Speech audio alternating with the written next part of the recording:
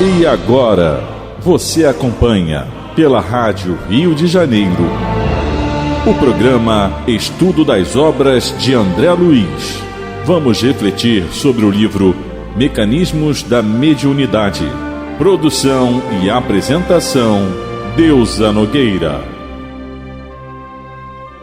Amigos ouvintes da Rádio Rio de Janeiro, dando continuidade ao estudo dessa obra, que para mim tem sido muito bom, é o Mecanismos da Mediunidade.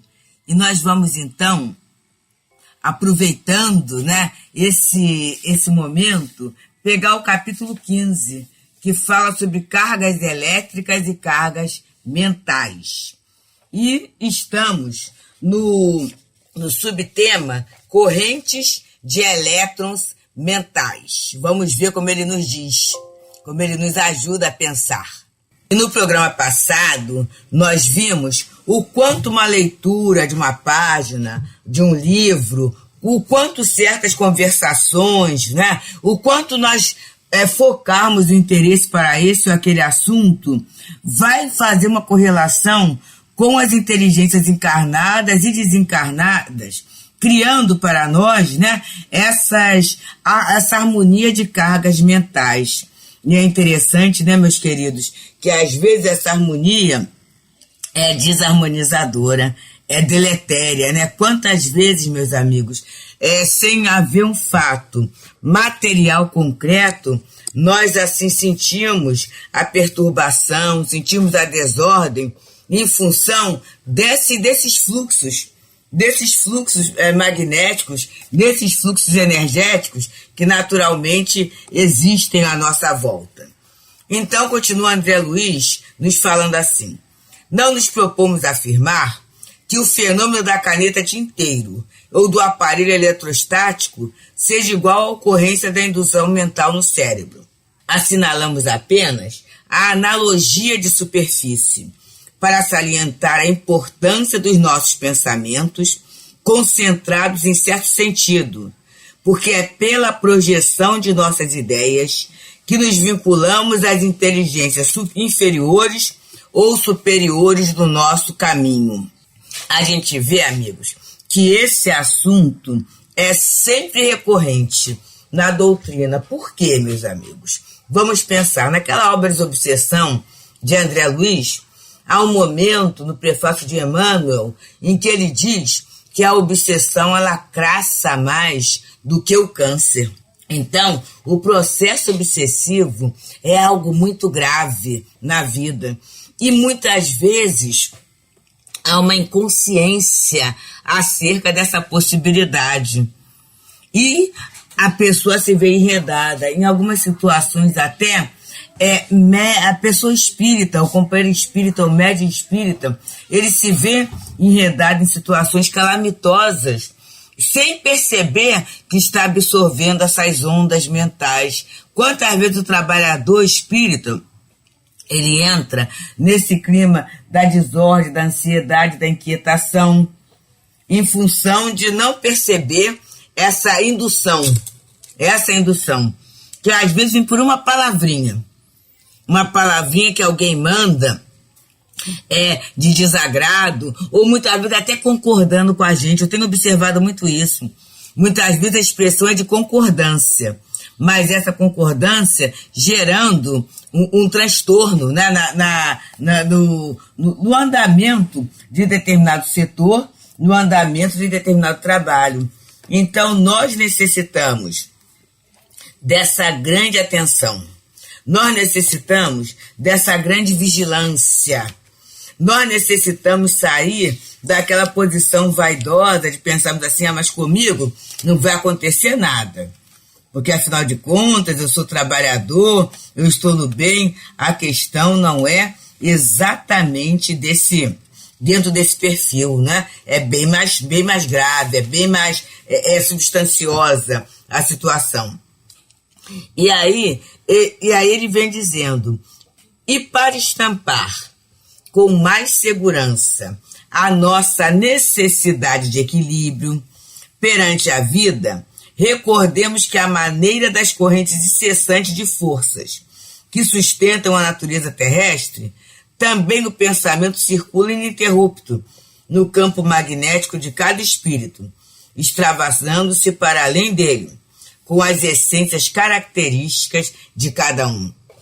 E aqui é belíssimo, belíssimo mesmo, quando ele vem trazendo sobre esse pensamento. Emmanuel tem uma obra muito interessante cujo título é Pensamento e Vida.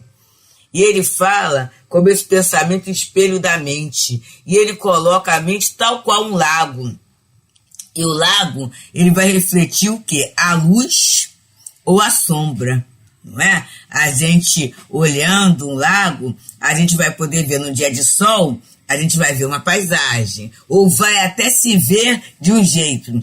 Quando o tempo fica nublado, a paisagem é difusa, é confusa, é diferente, não é? Então, a mente é esse espelho, meus queridos. E, na verdade, é o setor que nós deveríamos cuidar mais. Quantas vezes nós cuidamos da aparência física, nós tomamos as vitaminas, os remédios, não estou contra vitamina e remédio, não. Quem sou eu até para lançar isso? Mas nós nos envolvemos nesse emaranhado de questões e a gente não cuida do nosso campo mental. A gente não vê transformações que vão ocorrendo nele. Há determinadas manias, determinadas cismas, determinados hábitos que vão sendo prejudicados. Observa só, meus amigos, se nós temos o hábito da oração e daqui a pouco eu não estou conseguindo orar, é para eu começar a colocar o sinal de alerta. Se eu tenho um hábito de uma leitura regular e daqui a pouco eu não estou conseguindo nem olhar o livro, ou não estou conseguindo fazer aquilo, eu tenho que observar isso e tenho que cuidar. Se o meu hábito é estimular, é valorizar as pessoas e daqui a pouco eu começo a desestimular, eu começo a denegrir as criaturas, é sinal que tem alguma coisa diferente. Então, é observando esse processo todo que a gente vai conseguindo ter uma colocação, é que a gente vai conseguindo ter um posicionamento e até buscar socorro. E vamos falar sempre, não é vergonha a gente pedir socorro. Eu estou lembrando que na década de 70, mais ou menos, 70, 80, Emmanuel, ele num culto do Evangelho do Lar particular, lá no Centro Espírita, Núcleo Espírita da Prece, ele pediu que orassem por ele. Por quê? Porque ele estava num processo da reencarnação, ele reencarnaria com tarefas ligadas à educação e que seria muito fácil falir. Então ele rogava que as pessoas orassem por ele. Olha, segundo a gente sabe, isso foi um pedido, uma rogativa com 30 anos de antecedência.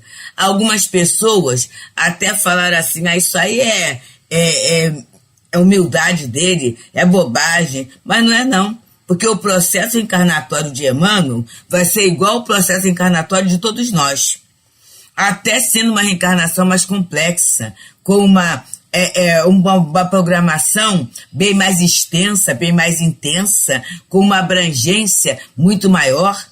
Então é muito fácil, meus amigos, a criatura se embaralhar. Então olha o pedido da ajuda da oração.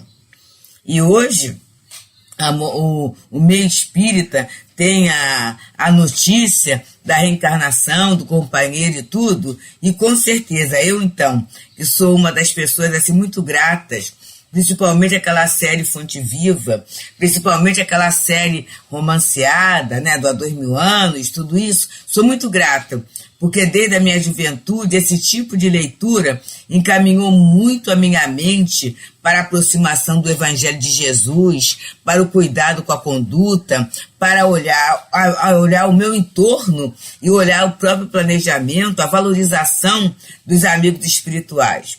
Então, orar por esse companheiro, para mim, é um movimento de gratidão que eu tenho tido. sempre. E ele pediu, né? E ele pediu. E imagina a gente pensar assim, puxa, mas quem sou eu para orar por ele? Ué, eu sou uma filha de Deus que está orando, agradecida. E a gente não deve desprezar esse grande pedido de ajuda. Vamos pedir ajuda, muitas vezes até uma ajuda médica, porque vamos perceber que muitas vezes um estado de anemia, ele vai prejudicar o nosso processo de concentração, vai atrapalhar nossas forças na resolução do trabalho. Então a gente não pode descartar as questões orgânicas que são relevantes, já que todos nós estamos na condição de espíritos encarnados. Então uma questão glandular, uma questão hormonal, tudo isso pode interferir, uma questão neurológica, tudo isso pode interferir no nosso desempenho. É só para a gente não acomodar e achar assim, é assim mesmo.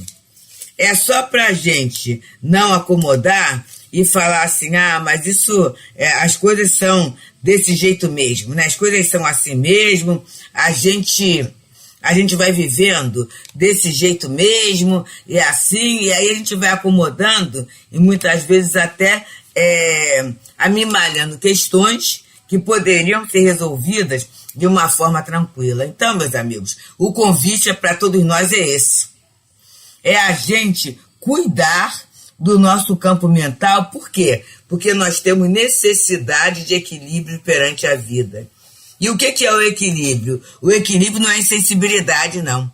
O equilíbrio é a gente observar o que eu tenho que fazer, o que eu preciso fazer, quais são as minhas condições, quais são os elementos, as possibilidades, e também analisar quais são as dificuldades, os elementos adversos que ali aparecem.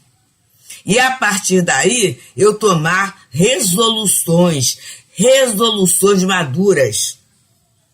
E quando a gente fala resoluções maduras, são as resoluções em coerência, em consonância com aquilo que eu estudo, com aquilo que eu já sei, com aquilo que eu acato como verdade. Que na verdade, em realidade, vai constituir o meu sistema de crenças, vai constituir meu sistema de valores, que são, esse sistema é o alicerce, né, para a minha tomada de decisão diante da minha vida. Então, amigos, estamos nós aqui, pelas ondas amadas da Rádio Rio de Janeiro, nesse espaço de tempo que é para o estudo das obras de André Luiz. Estamos estudando o livro Mecanismos da Mediunidade. Nesse momento, no capítulo 15, Cargas Elétricas e Cargas Mentais. E estamos no subtema que é Correntes de Elétrons Mentais, em que André Luiz vai falando dessa eletricidade, dessa corrente, desse mecanismo na vida de cada um de nós, no nosso dia a dia. Então, nós falamos de cuidados, falamos de observação, falamos de autoconhecimento. Esse autoconhecimento indispensável, né, para que possamos, assim, nos localizar na reencarnação.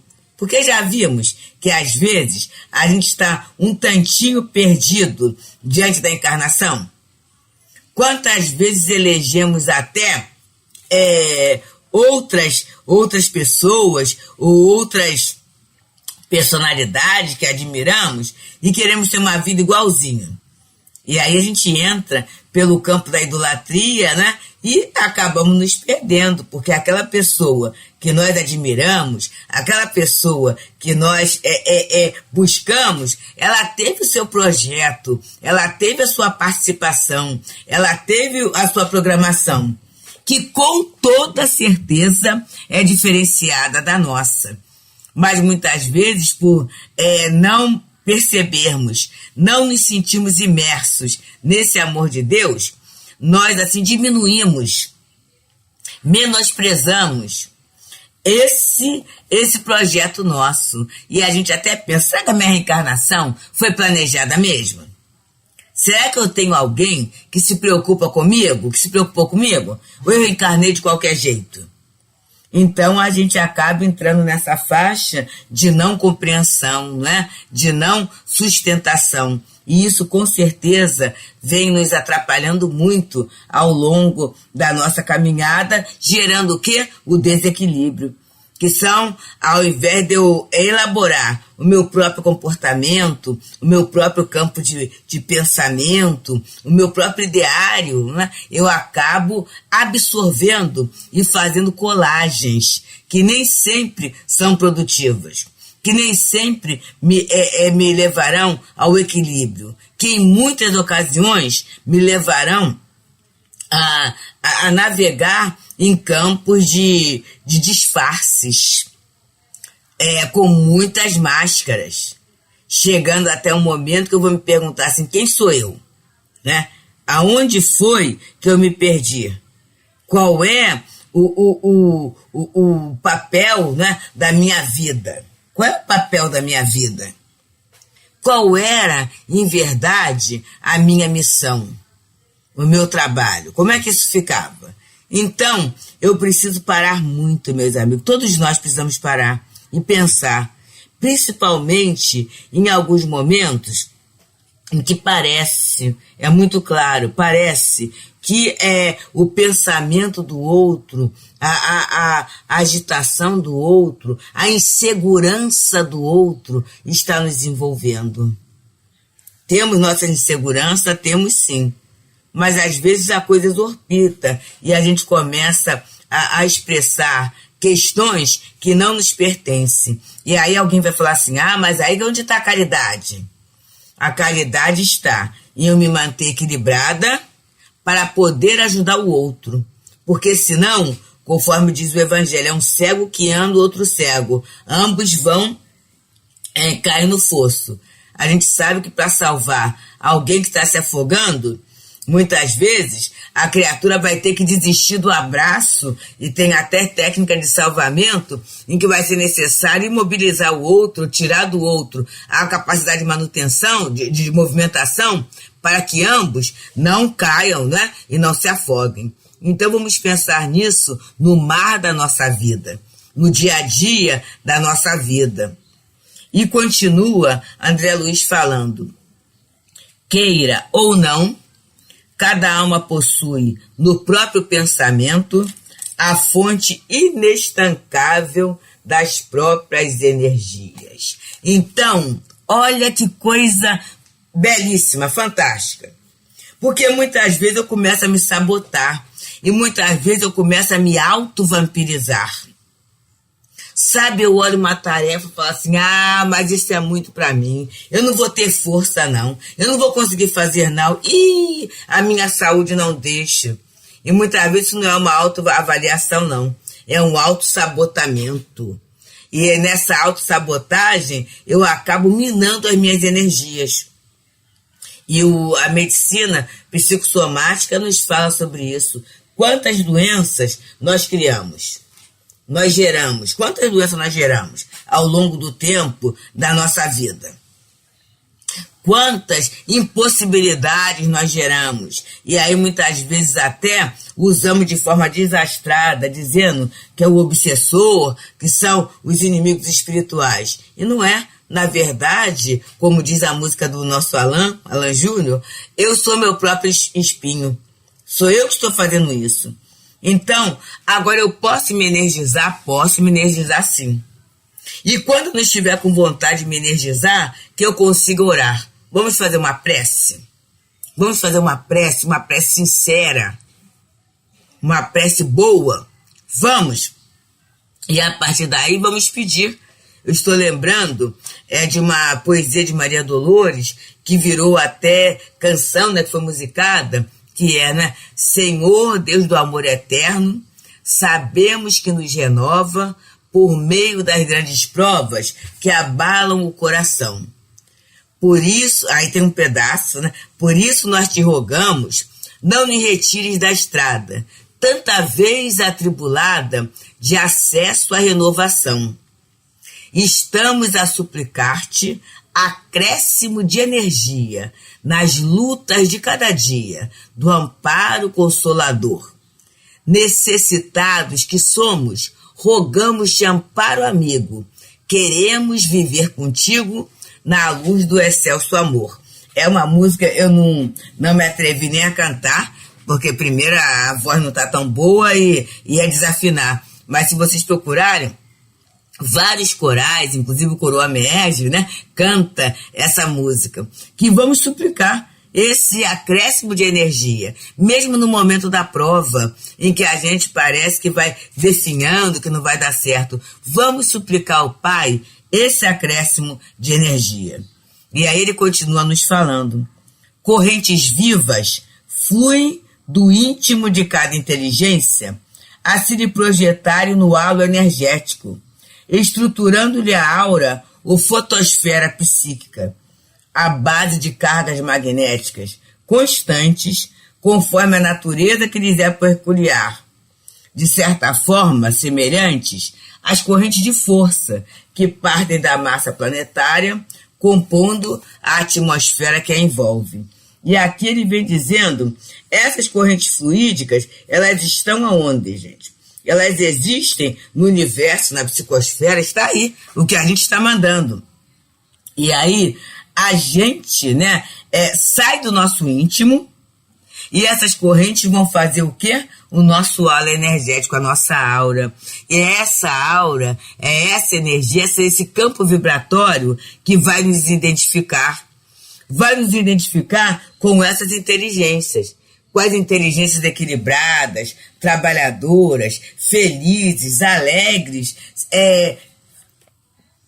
com a certeza de que são filhos de Deus, com a certeza do processo e do projeto evolutivo, ou com aquelas outras que também nos observam e vendo aquele ou esse ponto de dúvida, de inquietação, de revolta, de intolerância, de irritação, vão se assemelhando e vão fazer, né?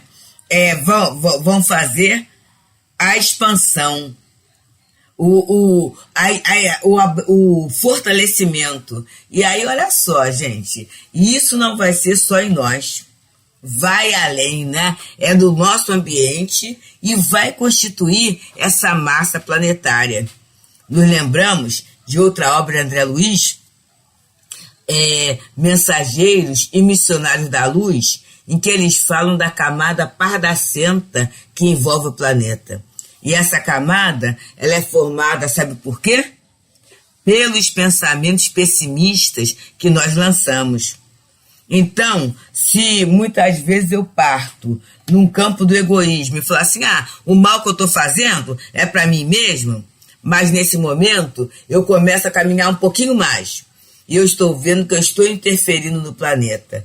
E essa camada, ela vai servindo assim de trabalho, de obstáculo, para que espíritos queridos, para que espíritos amigos da humanidade possam trabalhar. E é muito interessante que isso pesa sobre nós, a ponto de um dos instrutores falar sobre a bênção do sol. Graças a esse poder do sol, né, aos raios solares, a tudo isso, a gente consegue sobreviver, porque senão nós sucumbiríamos, dada o peso vibratório magnético negativo que é por esses pensamentos. E aí a gente sempre chama atenção pelas sugestões que muitas vezes vêm através da mídia, de intolerância, né, de ódio, de vibração, de reclamação, tudo isso prejudicando muito. E aí a gente aproveita sempre para elogiar, aplaudir, né, e agradecer a abençoada Rádio de Rio de Janeiro. Como é que esses raios de esclarecimento, de bondade, de alegria, de fraternidade têm ajudado na nossa psicosfera, e a partir do momento em que essas informações chegam, que eu as abraço e agasalho, como essas vibrações, essas emissões têm ajudado até na melhoria do nosso ambiente, do nosso meio ambiente, e até na melhoria do nosso planeta. que a gente possa pensar, agradecer e contribuir sempre, gente. Eu posso contribuir de forma financeira? Posso sim. Posso contribuir divulgando a rádio? Sim.